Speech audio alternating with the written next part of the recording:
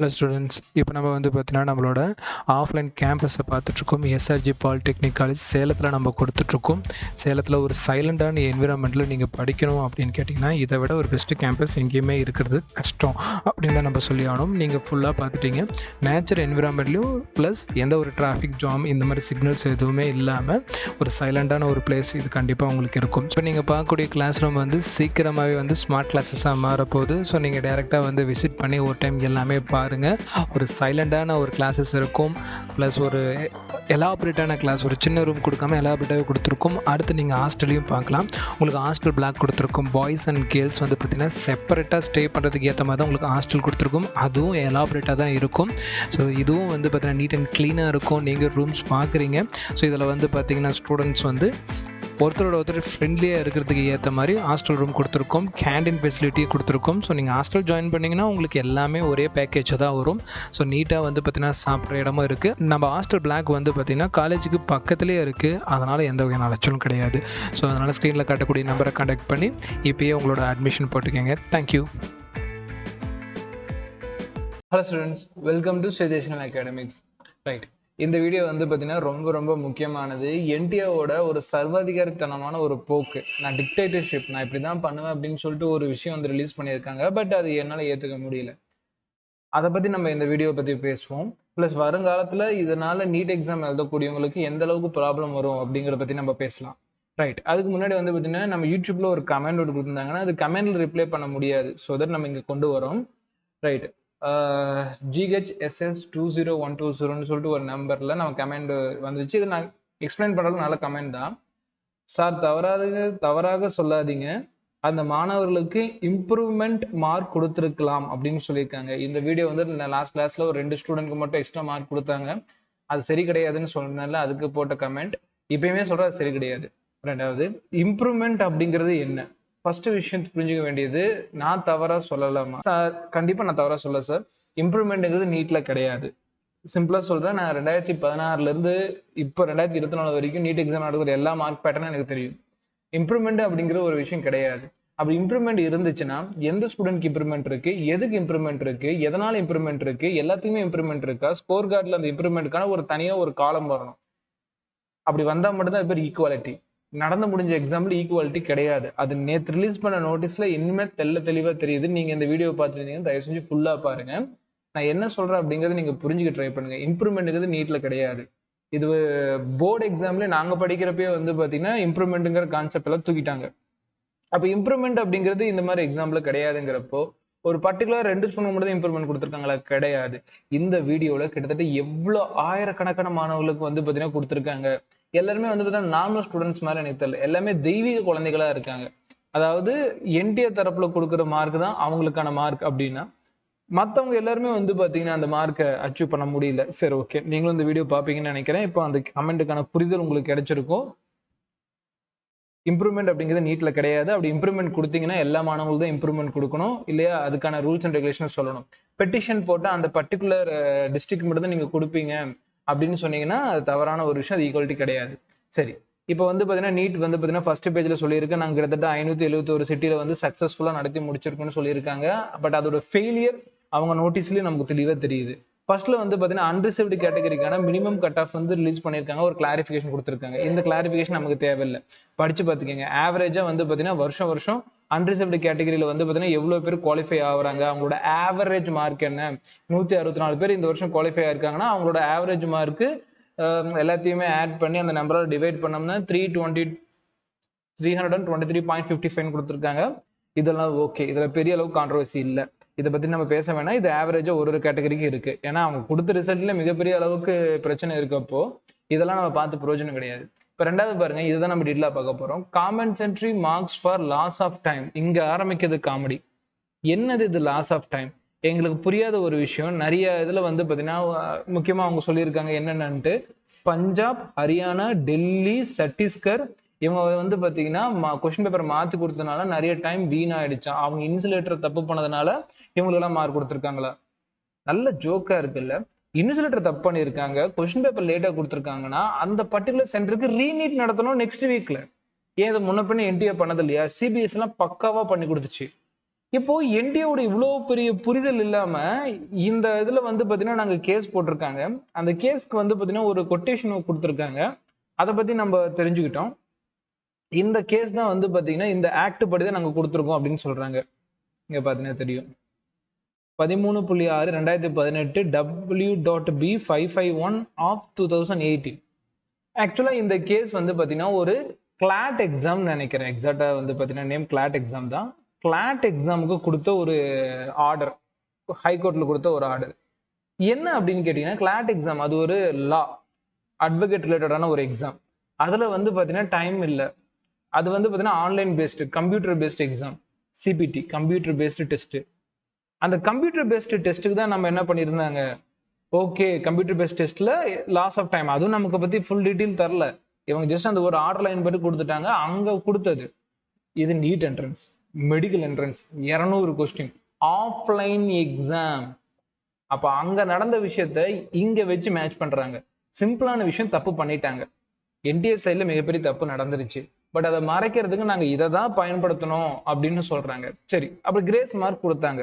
எத்தனை students grace mark கொடுத்தாங்க அங்கதான் கொடுத்துருக்காங்க. இந்த டீட்டெயிலிங்ல என்ன இருக்கு அப்படின்னு கேட்டீங்கன்னா, என்டிஎஸ் சைட்ல வந்து பாத்தீங்கன்னா அந்த மாதிரி பெட்டிஷன் போட்டவங்க, நல்லா பாருங்க, பெட்டிஷன் போட்டவங்களுக்கு தான் அவங்க கன்சிடர் பண்ணியிருக்காங்க. அப்ப மத்தவங்க எல்லாம் யாரு அப்படிங்கிற ஒரு மிகப்பெரிய கேள்வி வருது. பெட்டிஷன் போட்டவங்களுக்கு நீங்க மார்க் பண்ணீங்கன்னா, அப்ப அந்த இடத்துல தப்பு நடந்து நீங்க ஒத்துக்கிட்டீங்கன்னா மத்த எல்லா இடத்துலயும் தவறு நடந்துச்சா நீங்க செக் பண்ணல. பிகாஸ் இப்ப June 14 தான் அவங்களோட நோட்டிபிகேஷன் படி result data, tentative result data கொடுத்துருந்தாங்க. நீங்க முன்னாடியே ரிசல்ட் கொடுத்தீங்க, அது ஹாப்பி, கவுன்சிலிங் எல்லாருமே ஸ்டார்ட் பண்ணிடுவாங்க. பட் ஏன் அப்படி கொடுக்கணும்? நீங்க டைம் எடுத்து பொறுமையா அந்த இந்த பர்டிகுலர் ஹரியானா, டெல்லி, பஞ்சாப் இங்கிருந்து சென்ட்ரல்ல மட்டும் இது நடந்துச்சா? தூத்துக்குடியில் நடக்கலையா? தமிழ்நாட்டில் நடக்கலையா? எங்க கிட்ட எவிடன்ஸ் இருக்கு? கொஸ்டின் பேப்பர் மாத்தி கொடுத்து டைமை வேஸ்ட் பண்ணி ஸ்டூடெண்ட்ஸை வெளியே நிக்க வச்சு அந்த ஸ்டூடெண்ட் அழுதுகிட்டே என்கிட்ட வாட்ஸ்அப் டெக்ஸ்ட் பண்ணிட்டு இருக்காரு. இத்தனைக்கும் அவர் எங்க அகாடமி ஸ்டூடெண்ட் கூட கிடையாது. இருந்தாலும் அவருக்காக நான் பேசிட்டு இருக்கேன். அந்த அகாடமி பேசிச்சா இல்லையான்னு கூட தெரியல. அப்ப யாரோ ஒருத்தர் பேசிதானே ஆகணும். எல்லாருமே வந்து பாத்தீங்கன்னா வாய மூடிட்டு இருக்க முடியுமா? என்னோட ஸ்டூடெண்ட் ஃபர்ஸ்ட் மார்க் எடுத்துட்டான், எங்க எதுவுமே எடுத்திருக்காங்க, அதுக்காக அவங்களுக்கு பேனர் பண்ணி செலிப்ரேட் பண்றதுல ஒரு பக்கம் இருக்கட்டும். நார்மலான ஸ்டூடெண்ட்க்கு இந்த கிரேஸ் மார்க் அப்படிங்கிறது என்னன்னே தெரியல. இன்னும் இருக்கு. இந்த 67 பேர் ஃபர்ஸ்ட் மார்க் எடுத்தாங்க பாத்தீங்களா, அதுவே ஒரு ஃபேக் தான். இதுல வந்து பாத்தீங்கன்னா நம்ம என்டிஏ தரப்புல நல்லது பண்ணியிருக்காங்க, நம்ம சூப்பர் அப்படிலாம் பாராட்டுறது எதுவும் கிடையாது. ஏன்னா நீங்க கொடுத்தீங்கன்னா எல்லாத்தையுமே காமனா கொடுத்தா மட்டும் அது கரெக்ட். அதனால அது பேர் காமன் என்ட்ரன்ஸ்.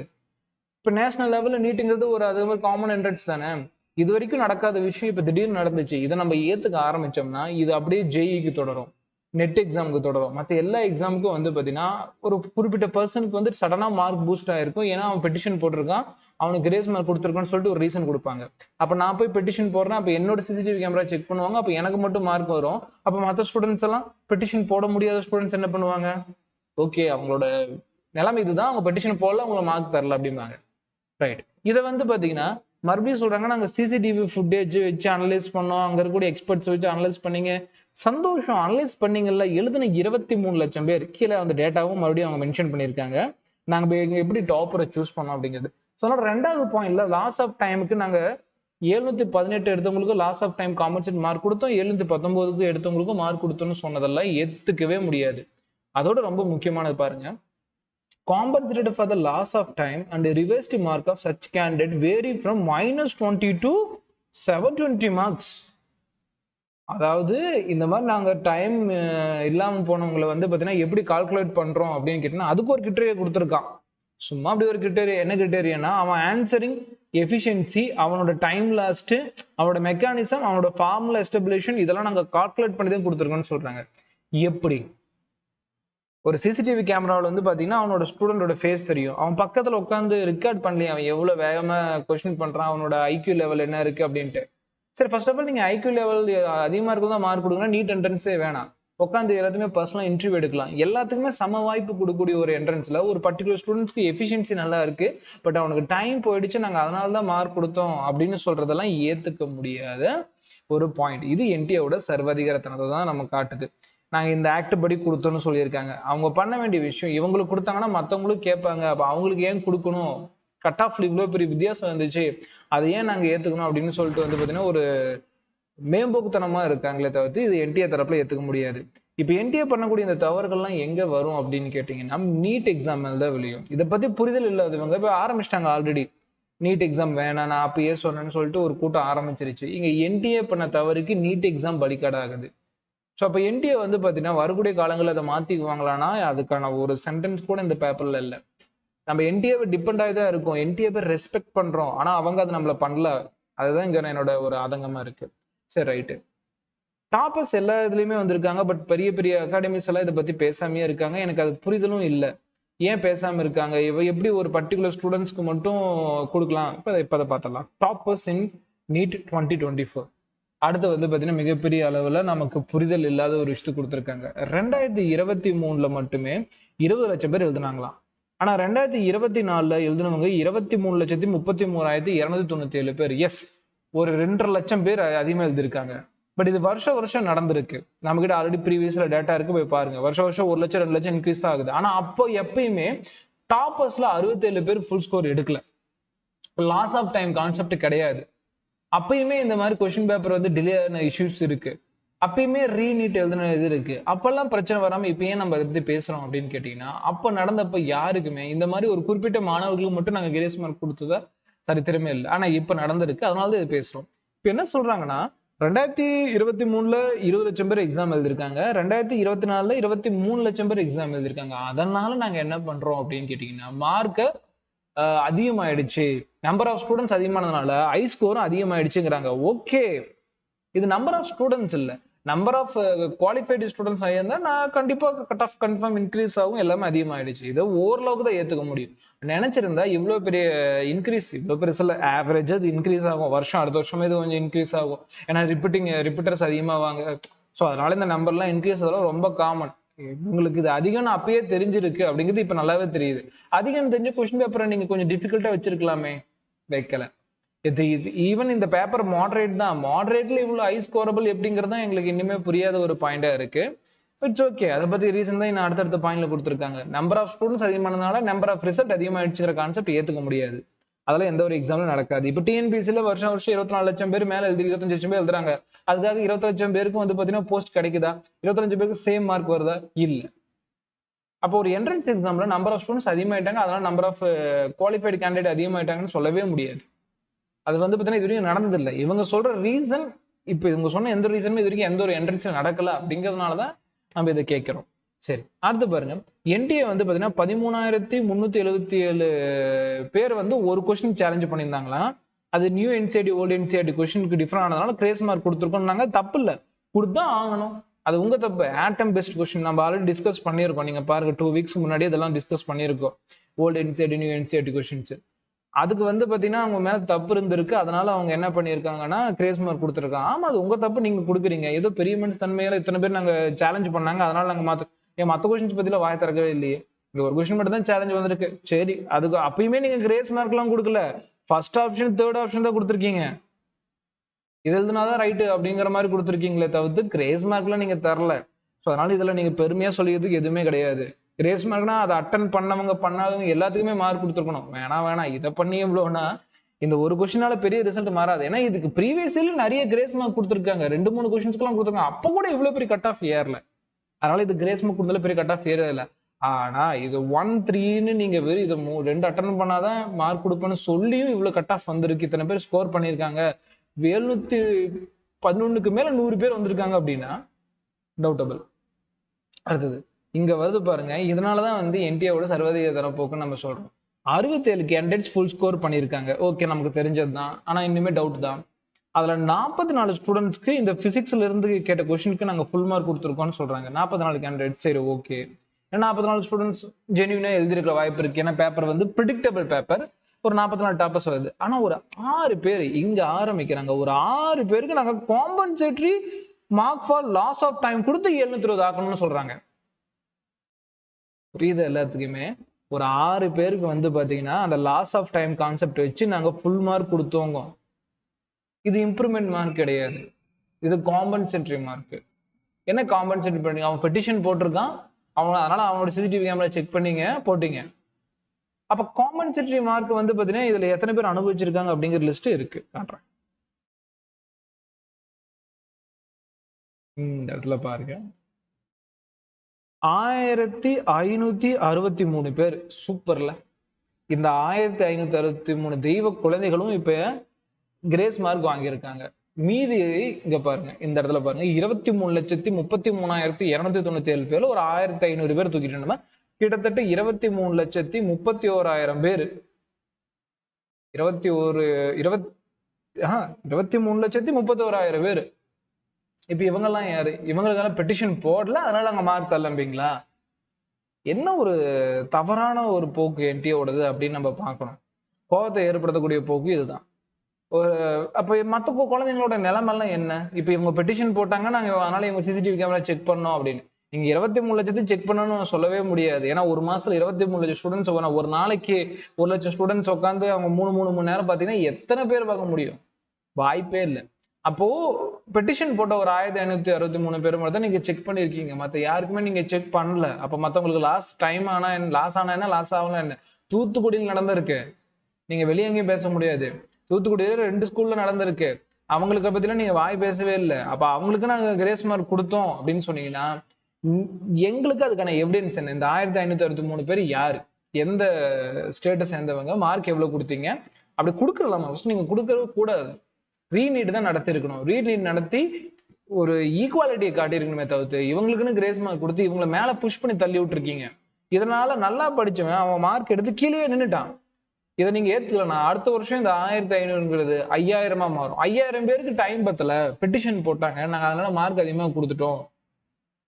அப்போ 5000 பேர்னா நீங்க கஷ்டப்பட்டு மார்க் எடுத்திருப்பீங்க. ஒருத்தன் வந்து பாத்தீங்கன்னா சிம்பிள், இங்க 20 மார்க் -20 ஆரம்பிச்சு 720 -20 தெரியல, -20 ஆரம்பிச்சு 720னா ஒரு பையன் 660 எடுத்திருக்கான், அவனுக்கு லாஸ் ஆஃப் டைம்னா அவனுக்கு 720 கூட வந்திருக்கலாம். யாருக்கு தெரியும்? who knows? அப்படி கூட வந்திருக்கலாம் இல்லையா? 350 எடுத்த ஒருத்தன் 720 எடுத்திருக்கலாம். லாஸ் ஆஃப் டைம் கேட்க முடியாதுல்ல. இது வரைக்கும் நடந்துட்டு இருந்த நீட் எக்ஸாம், ஒன்னு ரைட் ஆனா நாங்க 4 மார்க் கொடுப்போம், தப்பானா -1 மார்க் வரும் அப்படிங்கிறது ஈக்குவாலிட்டி இருந்துச்சு. ஆனா இனிமேல் அப்படி கிடையாது. இனிமேல் என்டிஆர் தரப்புல லாஸ் ஆஃப் டைம்ங்கிற ஒரு கான்செப்ட், அதை ஃபாலோ பண்ணுங்க, அப்படியே மார்க் கொடுப்பாங்களாம். இதெல்லாம் சர்வாதிகாரத்தன போக்கு. இதை பத்தி பெட்டிஷன் போட்டிருக்காங்க, ஓகேங்களா? நீங்க பெட்டிஷன் போட்டீங்களா சார்னு கேட்காதீங்க, பெட்டிஷன் போட்டிருக்காங்க. ஸோ அதனால நம்ம நல்ல முடிவு தான் வரும், இந்த வருஷத்துக்கு முடிவு வரும், அது என்டிஏக்கு ஒரு பாடமா அமையும் அப்படின்ட்டு நம்ம நம்புவோம். இங்க என்டிஏ மேல தான் தவறு, தவிர்த்து நீட் எக்ஸாம் கிடையாது. இது நிறைய பேர் புரிஞ்சுக்க போறது கிடையாது. இருந்தாலும் அவங்களுக்கு நம்ம ரெக்வெஸ்டா சொல்றது, சார் புரிஞ்சுக்கங்க, நீட் எக்ஸாம் நடக்கிறதுனால தான் இங்க நம்பர் ஆஃப் டைம் வந்து ஸ்டூடெண்ட்ஸ் ரிப்பீட் எழுத முடியுது. கவர்மெண்ட் ஸ்டூடெண்ட்ஸ் வந்து பாத்தீங்கன்னா 7.5 ஒரு ரிசர்வேஷன் மிகப்பெரிய அளவுக்கு ஒரு அச்சீவ்மெண்ட் கொண்டு வந்திருக்காங்க. இதெல்லாம் 12th மார்க் வச்சா நடத்தாது. 12th மார்க்ல ஒரே ஒரு டைம் தான் அட்டெம்ப்ட். அந்த ஒரே ஒரு டைம் அட்டெம்ப்ட்ல நம்பர் ஆஃப் ஸ்டூடெண்ட்ஸ் எங்கிருந்து வருவாங்க உங்களுக்கு நல்லா தெரியும், எந்த டிஸ்ட்ரிக்ட்ல இருந்து வருவாங்கன்னு தெரியும், எந்த ஸ்கூல்ல இருந்து வருவாங்கன்னு உங்களுக்கு தெரியும். ஸோ அதனால ப்ராப்பரா நீட் எக்ஸாம் நடந்துச்சுன்னா 7.5 ஸ்ட்ராங்கா நிற்கும். கவர்மெண்ட் ஸ்கூல் பசங்க தொடர்ந்து டாக்டர் ஆகிறதுக்கான வாய்ப்பு இருக்கு. ஸோ அதனால நடத்தக்கூடிய இந்த கவர்மெண்ட் பாடியான என்டிஎம்எல் தான் நீங்க தவறு சொல்லணும். அவங்க தான் தப்பு பண்ணியிருக்காங்க. நீட் எக்ஸாம் மேல தப்பு இல்லை, பேப்பர் கரெக்டா இருந்திருக்கு. 1 or 2 கொஸ்டின்ஸ் கான்ட்ரவர்சியா இருந்திருக்கு. அது வருஷம் நடக்கும், எல்லா என்ட்ரன்ஸ் பேப்பர்லயும் இருக்கும். ஆனா இவங்க இந்த கிரேஸ் மார்க்குங்க ஒரு காமெடி பண்ணியிருக்காங்க, அதுதான் இங்க புரியல. சரி, the pertinent to mention the topper are from across the country highlighted in the press release. ஆமா, நீங்க ஒரு press release கொடுத்தீங்க, அதுல எல்லாருமே டாப்பர்ஸும் கொடுத்துருக்கீங்க. பட் அந்த டாப்பர்ஸ் எப்படி அந்த ஃபுல் மார்க் எடுத்தாங்க அதை மட்டும் கொடுக்கல. அடுத்து வந்து பார்த்தீங்கன்னா டிரான்ஸ்பரன்சி, நாங்கள் கொஞ்சம் எக்ஸாம் இயர்லியராகவே ரிலீஸ் பண்ணிட்டோம் அப்படின்ட்டு ஒரு விஷயம் கொடுத்துருக்காங்க, சந்தோஷம். ஸோ அதில் பெருமைப்படுறதுக்கு எதுவுமே இல்லை. அடுத்து இங்கேயும் ஒரு பெருமை தான் பேசியிருக்காங்க. நாங்கள் என்டிஆர் தரப்புல இருந்து என்னென்ன கொடுத்துருக்கோம், நாங்கெல்லாம் வந்து பார்த்தீங்கன்னா சிட்டியை வந்து சீக்கிரமாகவே கொடுத்துருக்கோம், சிட்டியும் சீக்கிரமாக நாங்கள் ரிலீஸ் பண்ணிட்டோம், அட்மிட் கார்டு கொடுத்துருக்கோம், ஓஎம்ஆர் காட்டியிருக்கோம், ஆன்சிட்டி கொடுத்துருக்கோம், ஸ்கோர் கார்டு கொடுத்துருக்கோம், கொஞ்சம் பார்த்து பேசுங்க அப்படிங்கிறாங்க. இதெல்லாம் சிபிஎஸ்சியே பண்ணிச்சு. நீட் எக்ஸாம் நடத்துறப்போ சிபிஎஸ்சி நடத்துச்சு. சிபிஎஸ்சி நடத்தின பெர்ஃபெக்ஷன் என்டிஏ கிட்ட கிடையாது. அப்ப என்டிஏ வந்து பாத்தீங்கன்னா எல்லா எக்ஸாம் மாதிரியே மெத்தனப்போ கூட இதையும் சேர்த்து வச்சு எழுதுறாங்க. இது ஒரு மெடிக்கல் என்ட்ரன்ஸ்ங்கிற ஒரு தனிப்பட்ட கவனம் கிடையாது. ஸோ நம்மளோட வேண்டுதல் வந்து பாத்தீங்கன்னா என்டிஏவை பைக்காட் பண்ணிட்டு மறுபடியும் சிபிஎஸ்சியை கொடுக்கல. ஏன்னா சிபிஎஸ்சி அந்த அளவுக்கு சூப்பரா எக்ஸாம் ஹேண்டில் பண்ணாங்க, இவங்களால முடியல. 2017, 18, 19 3 வருஷமே சிபிஎஸ்சி நடத்துச்சு, பர்ஃபெக்டா நடத்தி முடிச்சு கொடுத்துச்சு. எப்ப 2020 என்டிஏ உள்ள புகுந்துச்சோ அப்பல இருந்து வந்து பாத்தீங்கன்னா இந்த டைம் இஷ்யூ ஆரம்பிச்சிச்சு. அதுக்கப்புறம் அதோட மிகப்பெரிய விளைவு 2024. இப்போ 2021, 22 கூட கம்ப்ளைண்ட்ஸ் கம்மி தான், பேப்பர் லீக் கம்ப்ளைண்ட் இருந்துச்சு. பட் இந்த வருஷம் பேப்பர் லீக் கம்ப்ளைண்ட் இருந்துச்சு. அதுவும் எஃப்ஐஆர் வந்து மாறி மாறி போகுது. நானே வந்து ரொம்ப சோகமா வீடியோ போட்டிருப்பேன். நான் வந்து ஃபர்ஸ்ட் வந்து பேப்பர் லீக் ஆனதுக்கு வந்து கோவப்பட்ட ஒரு வீடியோ போட்டிருப்பேன், நீங்க பாருங்க. அதுக்கப்புறம் இன்னொரு வீடியோவில் வந்து இல்லை இனிமேல் நீட் நடக்காது, பெட்டிஷன் வந்து பார்த்தீங்கன்னா எவிடன்ஸ் பத்தலையா அப்படின்னு சொல்லிட்டு இன்னொரு வீடியோ போட்டிருப்பேன். அவ்வளோதான். நீங்கள் ஒரு கேஸ் வந்து ஃபர்ஸ்ட் பேப்பர் லீக் ஆச்சுன்னு அரெஸ்ட் பண்ணுறீங்க, அதுக்கப்புறம் அதுக்கான எவிடன்ஸ் இல்லைன்னு சொல்லிட்டு அதை எஃப்ஐஆர் மாற்றிட்டாங்க. பாட்னா கேஸ் நீங்கள் எடுத்து பாருங்க, நான் யூடியூப்ல வீடியோ போட்டிருக்கேன். அப்போ ஒரு இடத்துலையுமே வந்து பார்த்தீங்கன்னா ஏதோ ஒரு விஷயம் வந்து பார்த்தீங்கன்னா டக்கு டக்குன்னு மாறுது. இதுல வந்து பார்த்தீங்கன்னா சர்வாதிகார போக்கு தான் இருக்கே தவிர்த்து ஈக்குவாலிட்டி இல்லை. என்டிஏ தரப்புல ஈக்குவாலிட்டி நமக்கு எதுவுமே இல்லை. அதனால இவங்க சொல்ற விஷயம் எல்லாம் இது சிபிஎஸ்இ பண்ணும், வருஷம் பண்ணணும். இது பண்ணாம இருந்தா இது ஒரு தனி திட்டு வாங்குவாங்க. அவ்வளவுதான். எல்லாருமே வந்து பாத்தீங்கன்னா நீட் அடிக்க ஆரம்பிச்சிட்டாங்க புரிதல் இல்லாம.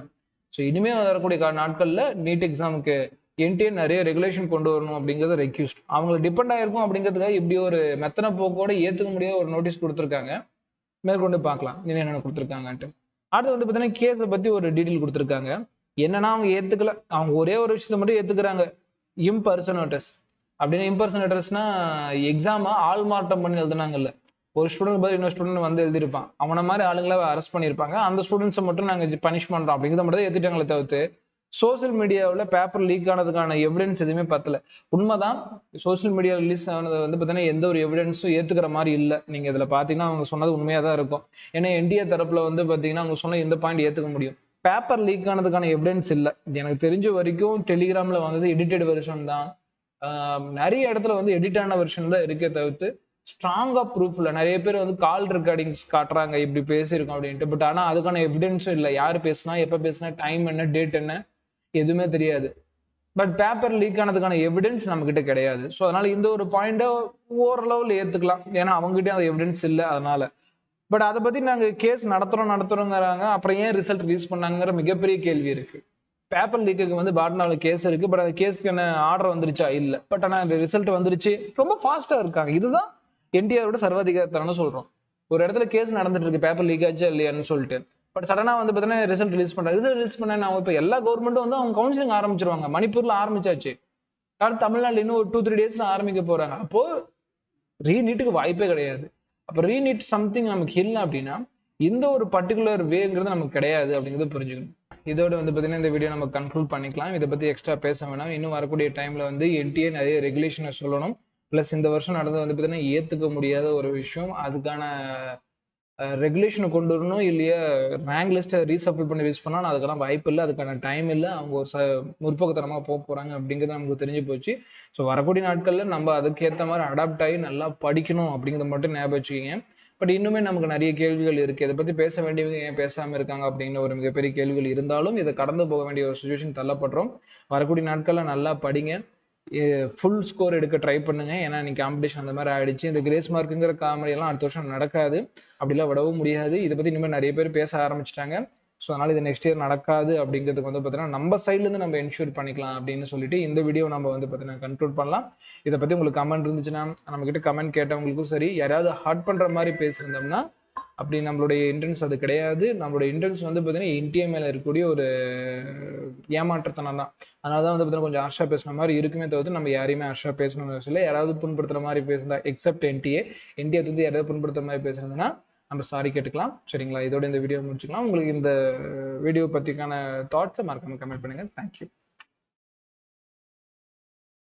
ஹலோ ஸ்டூடெண்ட்ஸ், இப்போ நம்ம வந்து பார்த்தீங்கன்னா நம்மளோட ஆஃப்லைன் கேம்பஸை பார்த்துட்ருக்கோம். எஸ்ஆர்ஜி பாலிடெக்னிக் காலேஜ் சேலத்தில் நம்ம கொடுத்துட்ருக்கோம். சேலத்தில் ஒரு சைலண்டான என்விரான்மெண்ட்டில் நீங்கள் படிக்கணும் அப்படின்னு கேட்டிங்கன்னா இதை விட ஒரு பெஸ்ட்டு கேம்பஸ் எங்கேயுமே இருக்கிறது கஷ்டம் அப்படின்னு தான் நம்ம சொல்லி ஆகணும். நீங்கள் ஃபுல்லாக பார்த்துட்டீங்க. நேச்சர் என்விரான்மெண்ட்லையும் ப்ளஸ் எந்த ஒரு டிராஃபிக் ஜாம் இந்த மாதிரி சிக்னல்ஸ் எதுவுமே இல்லாமல் ஒரு சைலண்டான ஒரு பிளேஸ் இது கண்டிப்பாக உங்களுக்கு இருக்கும். ஸோ நீங்கள் பார்க்கக்கூடிய கிளாஸ் ரூம் வந்து சீக்கிரமாகவே வந்து ஸ்மார்ட் கிளாஸஸாக மாறப்போகுது. ஸோ நீங்கள் டைரெக்டாக வந்து விசிட் பண்ணி ஒரு டைம் எல்லாமே பாருங்கள். ஒரு சைலண்டான ஒரு கிளாஸஸ் இருக்கும், ப்ளஸ் ஒரு எலாபரேட்டான கிளாஸ், ஒரு சின்ன ரூம் கொடுக்காம எலாபரேட்டாகவே கொடுத்துருக்கும். அடுத்து நீங்கள் ஹாஸ்டலையும் பார்க்கலாம். உங்களுக்கு ஹாஸ்டல் பிளாக் கொடுத்துருக்கும். பாய்ஸ் அண்ட் கேர்ள்ஸ் வந்து பார்த்திங்கன்னா செப்பரேட்டாக ஸ்டே பண்ணுறதுக்கு ஏற்ற மாதிரி தான் உங்களுக்கு ஹாஸ்டல் கொடுத்துருக்கும். அதுவும் எலாபரேட்டாக தான் இருக்கும். ஸோ இதுவும் வந்து பார்த்திங்கன்னா நீட் அண்ட் க்ளீனாக இருக்கும். நீங்கள் ரூம்ஸ் பார்க்குறீங்க. ஸோ இதில் வந்து பார்த்திங்கன்னா ஸ்டூடெண்ட்ஸ் வந்து ஒருத்தரோட ஒருத்தர் ஃப்ரெண்ட்லியாக இருக்கிறதுக்கு ஏற்ற மாதிரி ஹாஸ்டல் ரூம் கொடுத்துருக்கோம். கேண்டீன் ஃபெசிலிட்டியும் கொடுத்துருக்கோம். ஸோ நீங்கள் ஹாஸ்டல் ஜாயின் பண்ணிங்கன்னா உங்களுக்கு எல்லாமே ஒரே பேக்கேஜ் தான் வரும். ஸோ நீட்டாக வந்து பார்த்திங்கன்னா சாப்பிட்ற இடமும் இருக்குது. நம்ம ஹாஸ்டல் பிளாக் வந்து பார்த்திங்கன்னா காலேஜுக்கு பக்கத்துலேயே இருக்குது. அதனால் எந்த வகையான அலைச்சலும் கிடையாது. ஸோ அதனால் ஸ்க்ரீனில் காட்டக்கூடிய நம்பரை கான்டாக்ட் பண்ணி இப்போயே உங்களோட அட்மிஷன் போட்டுக்கோங்க. தேங்க்யூ.